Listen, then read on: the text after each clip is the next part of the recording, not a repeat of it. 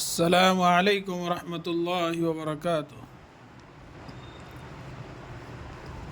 کل آپ لوگوں نے تحریری سوالات سماعت فرمایا۔ آج گرو نانک صاحب،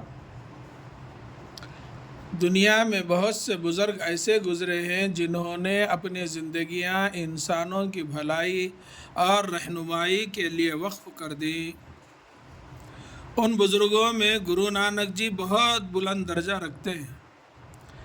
ہمارے پیارے وطن کا وہ حصہ جو 5 دریاؤں سے سیراب ہوتا ہے، پنجاب کہلاتا ہے۔ گرو نانک جی نے اسی کے ایک گاؤں میں جنم لیا۔ اس گاؤں کا پرانا نام تلونڈی ہے۔ پہلے ایک چھوٹا سا گاؤں تھا، لیکن اب بہت ترقی کر گیا اور اسے گرو صاحب کے نام پر ننکانہ اور زیادہ ادب سے ننکانہ صاحب کہتے ہیں۔ گرو نانک جی سکھ پنتھ کے بانی ہیں۔ ہمارے سکھ بھائیوں کی مذہبی کتاب گرنتھ صاحب کہلاتی ہے۔ اس میں گرو نانک جی کے بھجن اور ان کی بتائی ہوئی سچی باتیں درج ہیں۔ سکھوں کی سب سے بڑی عبادت گاہ امرتسر میں ہے۔ اسے دربار صاحب کہتے ہیں۔ گرو نانک اپریل 1469 میں پیدا ہوئے۔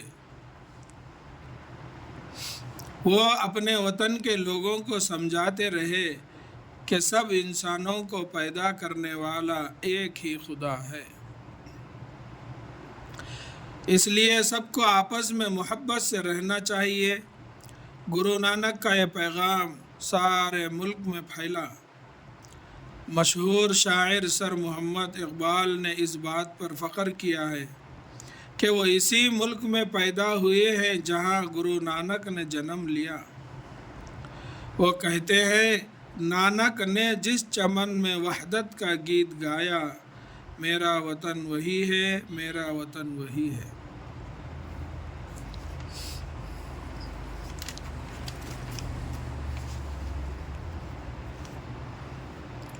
لفظوں کے معنی: بزرگ، یہاں جو ہے بے زے بزرگ، بزرگ بڑے لوگ۔ سیراب، یہاں جو ہے سین آتا ہے ایسا، سیراب کرنا، پانی دینا۔ رہنمائی یعنی راستہ، یہاں جو ہے رے آنا ایسا۔ بانی، ابتدا کرنے والا، بے الف زبر با، نون زیر نی، بانی، ابتدا کرنے والا۔ وحدت، خدا کو ایک ماننے والا، یہاں واو آتا ہے ایسا۔ واو ہے بڑی ہا دال تے، وحدت، خدا کو ایک ماننا۔ السلام علیکم ورحمۃ اللہ وبرکاتہ۔